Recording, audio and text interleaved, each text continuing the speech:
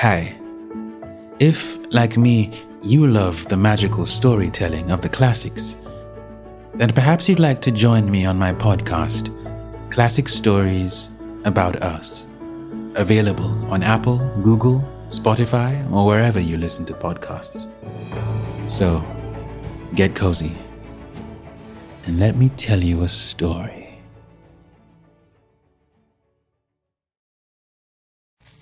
Kraft presents The Great Gildersleeve.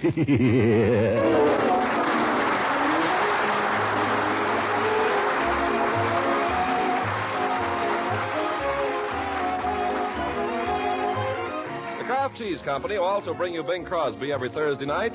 Present each week at this time Harold Perry as the Great Gildersleeve, written by John Whedon and Sam Moore. We'll hear from the Great Gildersleeve in just a moment. What's the grandest, most appetizing aroma that ever wafted its way out of a kitchen? Well, for me, it's always been the tempting smell of flaky, crusty brown bread or rolls fresh from the oven. And say, did you ever spread bread or rolls when they're fresh and piping hot with delicious Parquet margarine? Now, there's a way to really enjoy all of your baking favorites, to spread them with Parquet margarine. For Parquet's own fine flavor makes other foods taste better. Of course, that's to be expected, for Parquet is the quality spread for bread made by Kraft. So, naturally, being made by Kraft, you'd expect Parquet to have a delicate, appetizing flavor that really satisfies. And since Parquet requires only 4 ration points a pound, your whole family can enjoy it at every meal. Parquet's a grand source of food energy, too, and every pound contains 9,000 units of important vitamin A. So serve Parquet for its own flavorful goodness and for the extra flavor it gives to other foods. Ask your dealer tomorrow for Parquet, P-A-R-K-A-Y, Parquet margarine made by Kraft.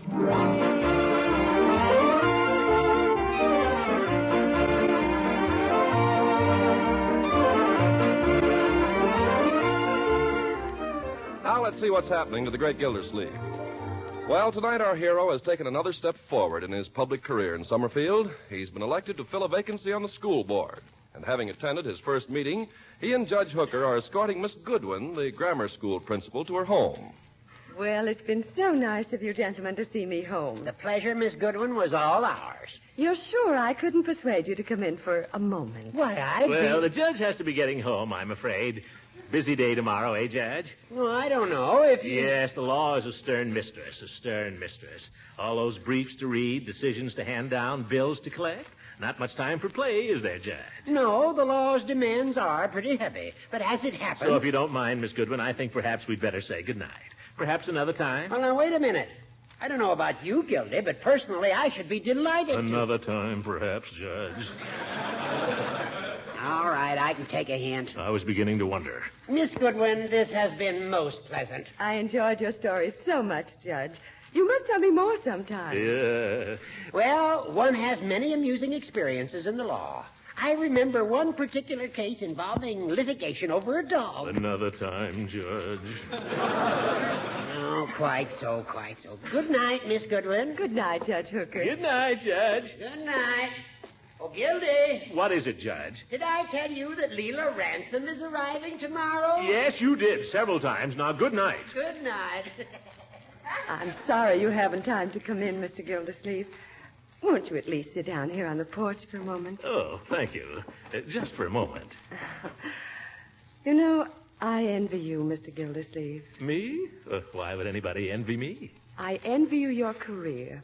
If I were a man, I can't think of anything that would be more exciting and more rewarding than a career of public service. Well, mine isn't much of a career, just water commissioner. Oh, but Of course, the department did operate at a profit last year for the first time. Yes, and that's only the beginning. It's only a stepping stone. Oh, you think so? I'm sure of it. Why, just think, already you're a member of the school board. That's quite an honor, you know. Yeah, gonna have to be some changes there, too. Last year, the water department. This year, the school board. Next year... Who knows? With the right guidance and encouragement, there's no telling how far you might go. Miss Goodwin. Yes, Mr. Gildersleeve. You're a woman. You've been around. You've had experience. Let's just say that I'm a woman.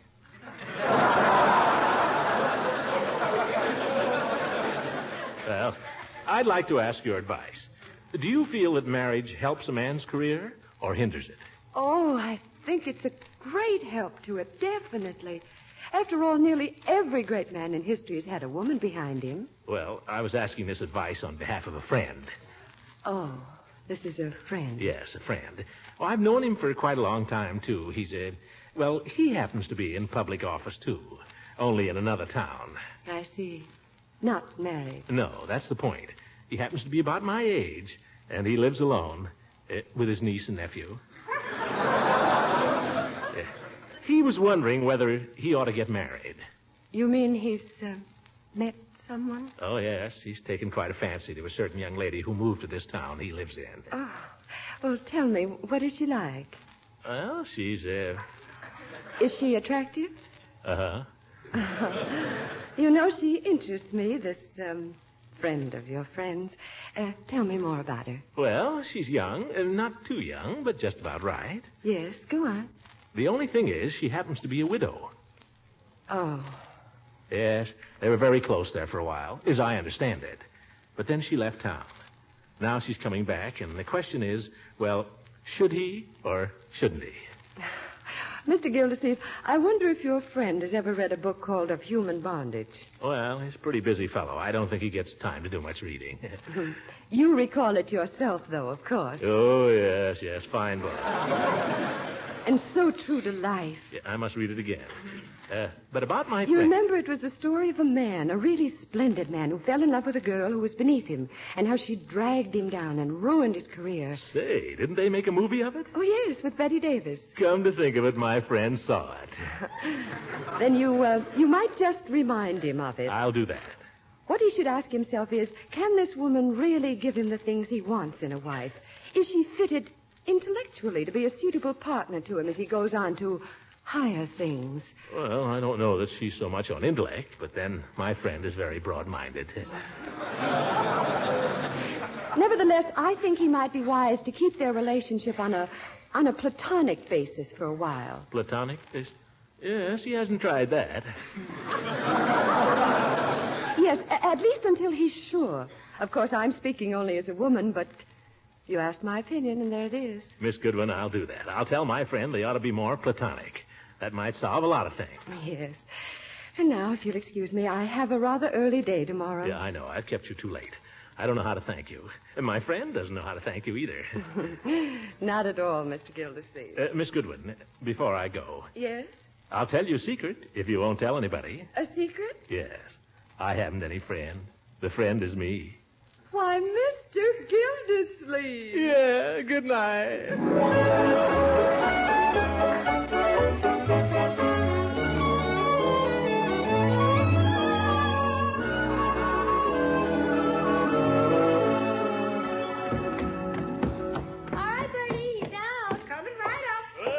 Morning, all. Hi, Unc. I'm well, thank you, Leroy. And you? Get him. Your usual self, I see. Marjorie, have you got a kiss for your old uncle this fine and glorious morning? Of course I have.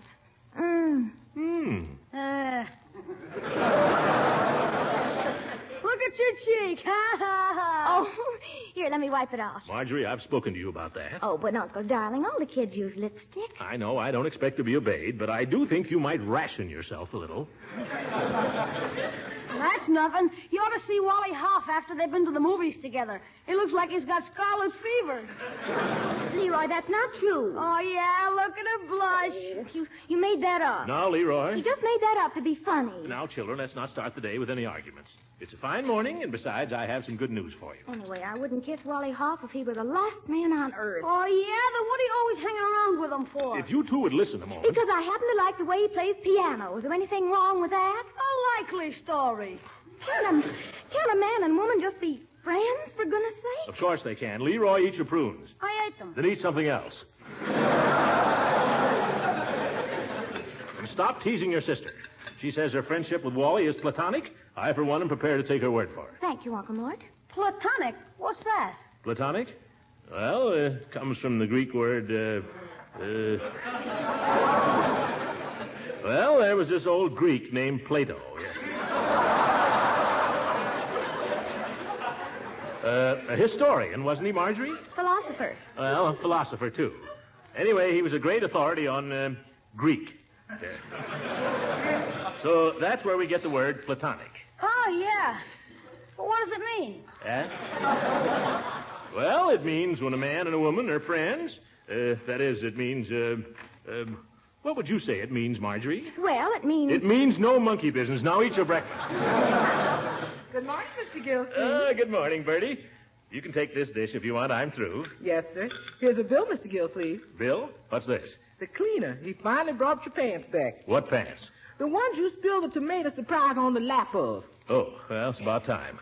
By the way, Bertie, no more paper plates. No, sir. Picnic or no picnic, you understand? I ain't bought a one, Mr. Gildersleeve, not since the tomato surprise. Good. Not me, not anymore, not after you told me. No, sir. Good. Picnic or no picnic, I ain't buying no paper plates, and that's fine. Bertie, another thing. Tell the cleaner to submit his bills monthly hereafter. Monthly? Yes, tell him I expect to be a very busy man from now on. I don't want to be pestered with a lot of odds and ends of bills. Just send me one a month. Yeah. Do you understand? Yes, sir. But, Mr. Gildersleeve, Yes, Bertie? the man's waiting out there for his money. Let him wait. I waited 3 weeks for my pants. Why do you expect to be so busy, Uncle Mort? Well, it might just possibly interest you children to know that your uncle was elected to the school board last night. You were? Leroy, did you hear that? Uncle Mort's been elected to the school board. Isn't that wonderful? How much does it pay? Leroy, it doesn't pay anything. The position is purely honorary. You mean you don't do anything? Of course we do things. We do a great deal. What? Well, we meet from time to time. How often? As often as necessary. What do you do? Well, how do I know? We pass on things. We make suggestions. As a matter of fact, I believe we even hire the teachers. Can you fire them, too? Leroy, I know what you're thinking, and it won't work.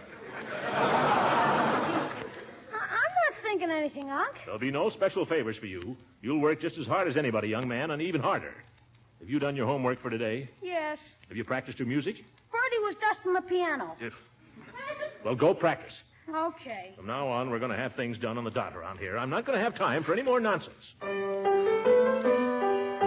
I have to listen to much more of that. I'll go, Unc. It's the postman. Let Bertie go. You stick to your lessons. See if you can improve a little. I'm doing all right. You're just barely holding your own. I'm coming. Anything for me, Bertie? No, just a letter for your uncle. Just put it on the table, Bertie. My goodness, the postmark's from Savannah, Georgia. Uh-oh. Well, who do I know in Savannah, Georgia? I wonder. Mr. Gildersleeve, didn't Miss Ransom come from Savannah, Georgia? That I couldn't say, Bertie. Just leave it there, will you? Yes, sir. If it's from her, I won't read it. You'd like me to open it and find out? No. Because it's from her, I'm just not interested, that's all. I've made up my mind that from now on, everything between us is going to be strictly platonic. Strictly. I think you're right. Maybe the best thing to do is burn it. No, hold on, my dear. It might not be from her, either. Come to think of it, I believe there was a classmate of mine in college who used to come from Savannah. Yes. Smith, his name was, or something like that. Yes, Smith. George Smith. Butch, we used to call him. Yeah. Might be from Butch. Give it here, my dear. Just as I thought, Butch. Let's see what he says. My darling Throckmorton, just a line to say that I'm coming back to Summerfield. I may even get there before this does. What does he say? Says he may be coming to town one of these days. Oh, really? Let's see. He goes on here. I don't suppose you can ever really forgive poor Leila for what she has done to you. I don't ask that. All I ask is that if we should chance to meet anywhere, you'll give me your hand and believe that I am, as ever, your friend, Leila. Good old Butch. By George, I'll be glad to see him again.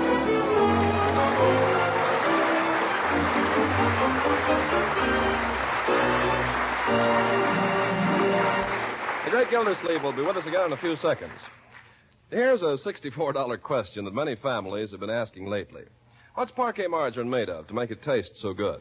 Well, that's a natural question, because parquet is winning new friends everywhere as a flavorful, nutritious spread for America's bread. So here's the answer to those questions. Parquet margarine is made by Kraft, is made to the same high standards of quality as are all Kraft products. Parquet is made from top quality ingredients, including highly refined vegetable oil and other products of American farms. Is made in modern plants as spick and span as a model kitchen. Parquet is delicious and appetizing. It's one of the best energy foods you can serve, an important aid to good family nutrition. And Parquet contains important vitamin A. Yes, there's 9,000 units of vitamin A in every single pound. Parquet is a quality margarine that bears the seal of acceptance of the Council on Foods and Nutrition of the American Medical Association. So serve your family this delicious quality spread for bread at every meal. Ask for Parquet, P-A-R-K-A-Y. Parquet margarine made by Kraft.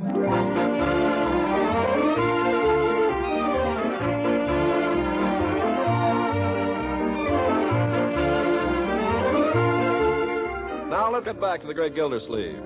He hasn't been able to get his mind on his work today for some reason, possibly because of a sleepless night spent tossing from pillow to pillow and post to post. Determined not to lie awake again tonight, he drops in at Peavy's drugstore in mid-afternoon.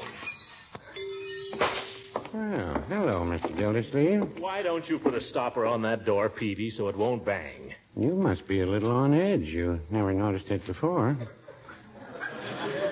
How long's it been that way? Every summer for 23 years. Yes, sir. 1920 was the year I bought that screen door. Never mind, Peavy.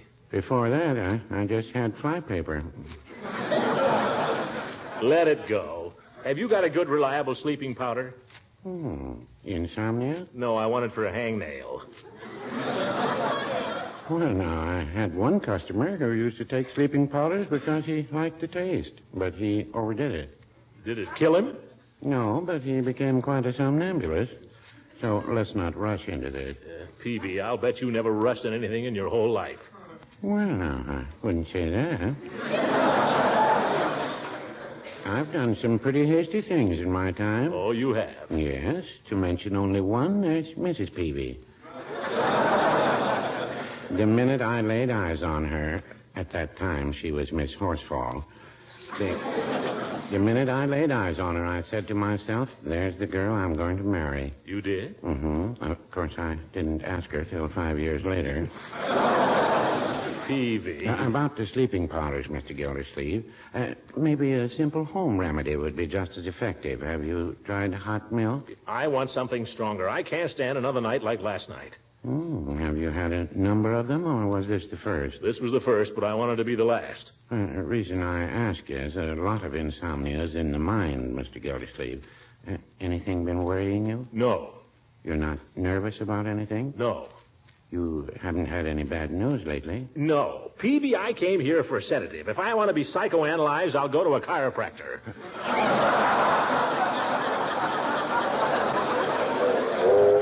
Well, no offense. You see, sometimes... Wait a minute, Peavy. Quiet.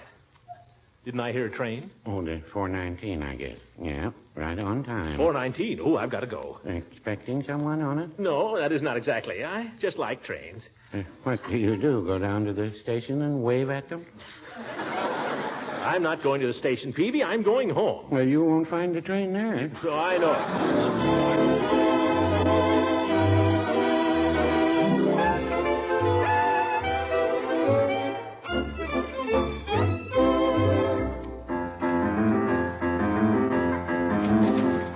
You, Marge? No, it's me. Oh. Leroy, is there no other room in this house where you can practice? Well, if you'd like to move the piano upstairs. All right. Well, you want me to practice, don't you? I suppose so. What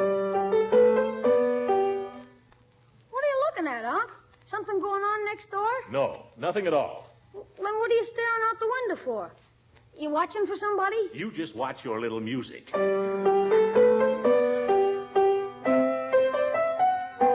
So...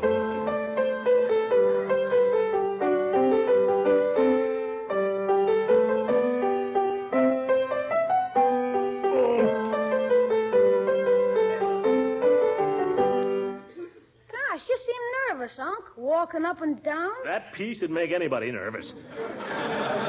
Why don't you learn to play something good? Something by Bach or Beethoven. Who wrote that, anyway? Bach. Must have been one of his bad days, then. What do you want, Unc? Something more like this? Leroy. That'll conclude your piano lesson for today, young man. Hooray! Now, leave me alone, will you? I'm going to try to get a little nap here on the couch before dinner. Okay, Unc. Sweet dreams. Hey, What? there's a taxi pulling up. No, it's stopping next door. Hey, you better come and look, Unc. What goes on next door does not concern me in the least, Leroy. Besides, I've told you time and again it's distinctly bad manners to pry into other people's business. What do you see? Somebody's getting out. Hey, it's the old ghost. You mean it's Judge Hooker. Is there anybody with him? Wait a minute. Yeah.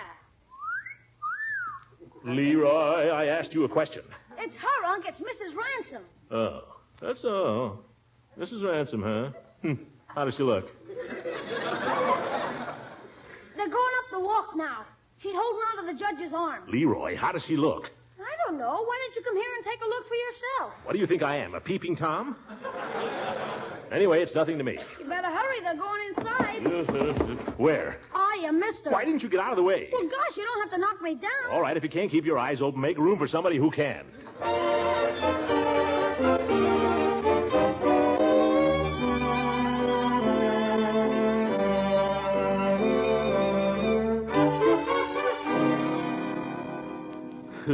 I can't stand this. What the devil is Hooker doing over there so long? Did you say something, Mr. Gildersleeve? Just talking to myself, Bertie. I'm going out for a minute. But, Mr. Gildersleeve, supper's almost ready. Don't worry, I'll be back for supper. It'll be ready in 5 minutes. I'll be back in less than that. Uh-huh. I will, too.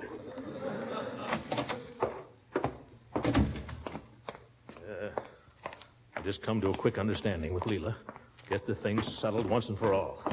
And maybe I can get a night's sleep. Get everything straight right at the start.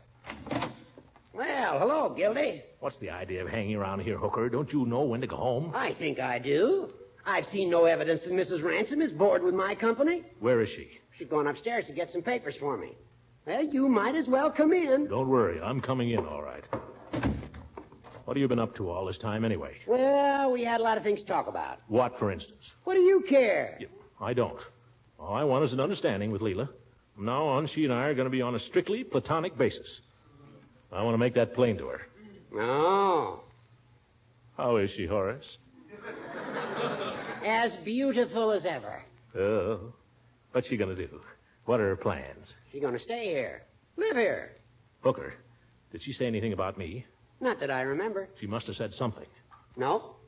Oh, yes. She asked if you'd been lonesome during the summer. What did you say? Did you say anything about Miss... what's her name? Miss Goodwin? What would you care if you and Leila are going to be so platonic? Oh. Wouldn't want to make her feel bad, you old goat. If you... Oh. Here she comes. Oh. Throckmorton, it's so nice to see you again. Nice to see you. Leila? Can't we all sit down? Yeah, why not? I thought you were going, Judge, as soon as you got the papers. No hurry, no hurry. Yeah, like old home week, huh, Leila? Yes, Horace. Here are the papers. Thank you. You're looking well, Leila. Oh, not really. But you're looking well, Throckmorton. Feel pretty well.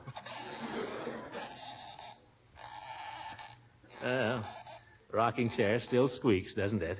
Yes, it does. Yeah, guess I better be running along. Must you, Horace? Must you, Horace? Well... Yes, I'm afraid he must. Goodbye, Judge. Goodbye.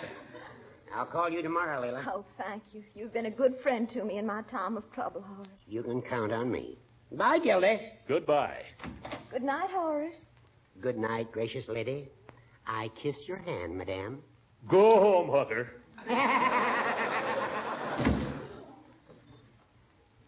Well? Well, here we are. Everything's so changed, isn't it? You look different, Leila. Do I? Well, I guess it's the black dress. I'm in mourning, Throckmorton. It's true, then. Beauregard is... Yes. Positively? I buried him, Throckmorton. He was a fine man. I'm sure he was. Leila, I wanted to say something about our... Oh, Throckmorton, you have no idea how Beauregard had changed. He was a different man. I declare he was. Well, how do you mean? He came back because he needed me. He never needed me before. Oh. And all these last few months before he... Yes. He was so sweet and sympathetic and thoughtful. He was wonderful. Yes. Well, about us, Leila, I just wanted to say... I always told you Beauregard was a gentleman, Throckmorton. Yes, Leila, you always did. Where did you live all summer? On my family's place down south. It's just a plantation. Was Beauregard practicing law down there? Oh, mercy, no. He wasn't doing anything. Nothing but just be sweet to me. Did he have any money? Oh, no. Beauregard never had a penny, the poor lion. But he was such a handsome man. Didn't you think he was handsome, Throckmorton? I thought he looked like a gigolo. Well... And I was right, living off your family. Throckmorton, I will not have you talk that way about Beauregard. But, Leila... No one ever understood poor Beauregard but me. No one. Now, Leila, I didn't mean... I knew the real Beauregard. No one else did. He must have been a fine man, or you wouldn't have married him, Leila. Oh, he was. He truly was. There, Leila. Here, take my handkerchief. Oh, thank you, darling. You're the only man in the world as thoughtful as Beauregard was. Oh, I'm not thoughtful. Oh, yes, you are. You're sweet. Leila, I want to get things settled between us. Oh, please, Throckmorton, if you knew what I've been through. Such a tragedy for poor Beauregard, a man who was so fond of animals. What are you talking about, Leila? Why, if he ever saw anyone mistreating a dog or a horse or a cat, he was furious. That's what made it so sad. What, Leila? Beauregard's passing. How did he go, Leila? He was kicked in the head by a mule.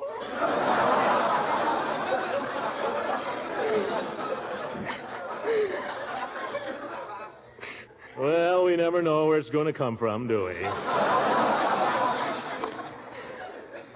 No.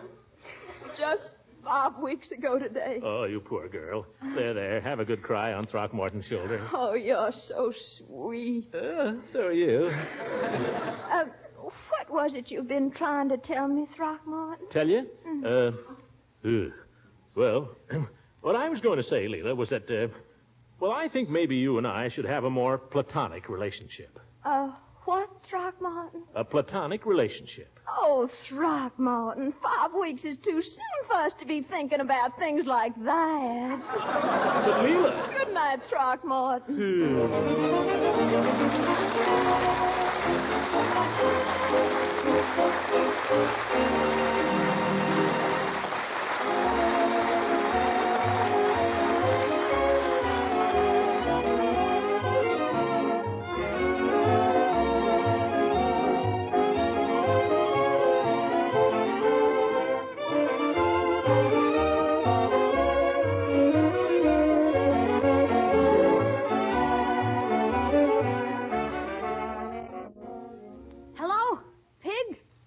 K-15, calling B9. Listen, you better bring back that thing you borrowed. No, you get it back here tonight. Listen, don't you get tough with me. My uncle's on the school board now, and he can get you suspended. Leroy! Oh, hi, Unc. Wait a minute, Pig. Young man, I'll not have you using my position to bully your friends. Oh, I'm not bullying him, Unc. I'm trying to get him to bring back something. What? Something he borrowed. What did he borrow, Leroy? Your electric drill. My electric drill? You tell him to get it back here in 5 minutes, or I'll have him expelled. Good night, everybody. Music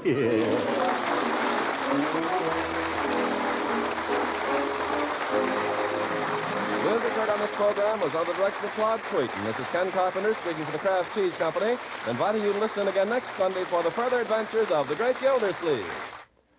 This year, thousands of women all over the country are discovering what a special help with wartime meals is the product called Kraft Dinner. A box of Kraft Dinner gives them a delicious macaroni and cheese for 4 people at only a few cents a serving. They get 2 boxes of Kraft Dinner for only 1 single ration point. And with Kraft Dinner, they cook that delicious main dish in just 7 minutes. In every Kraft Dinner box, there's a special macaroni that cooks fluffy tender in boiling water and an envelope of Kraft Grated. With this handy Kraft Grated, you whisk cheese goodness through and through the fluffy macaroni in a jiffy. A very smart trick is to shape the hot Kraft Dinner in a ring mold for a minute or two, unmold on a platter, and serve with creamed vegetables or fish or a little meat. But just as is, Kraft Dinner gives you a mighty fine main dish.